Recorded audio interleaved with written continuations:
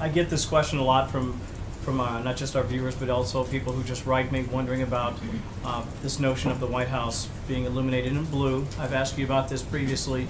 It seems to be such a very small but potentially powerful gesture that would take so little and would mean so much to so many. And I'm just wondering if there might be any reconsideration, especially given what has now just happened again in Baton Rouge. Kevin, I don't anticipate that that's something that we'll do, but obviously the president did travel to Dallas to attend the memorial service of the 5 Dallas police officers who were killed. After the service, the president spent time meeting with the families of each of the officers who was killed. He also spent time with the officers who were wounded in protecting protesters and eventually taking down the shooter that posed such a significant threat to the community there. In response to that tragic event, the president signed an order lowering the flags across the country to half-staff to reflect the mourning that our nation engaged in for the police officers who were killed in Dallas.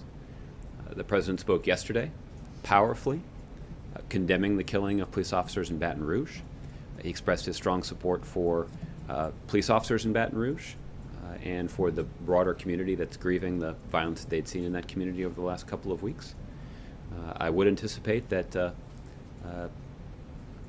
soon the president will have an opportunity to call the families of the police officers who were killed in Baton Rouge yesterday.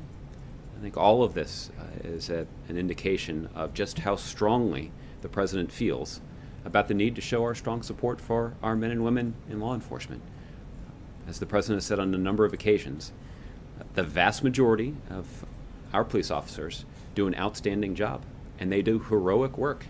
They put on the uniform and walk out the door, prepared to put their life on the line at a moment's notice just to protect their community. And that is work that is worthy of our respect and our praise and not our scorn. And the president feels quite strongly about that. And the president had an opportunity to convey that directly to law enforcement officials that were here at the White House at the beginning of last week. He had an opportunity to express that strong support for our police officers at a 4-hour meeting that he convened with civil rights leaders and academics and law enforcement officials and political leaders to discuss some of the challenges that are encountered by police officers and law enforcement organizations across the country, particularly as they try to sustain and even strengthen the bonds of trust that they have with the communities that they serve.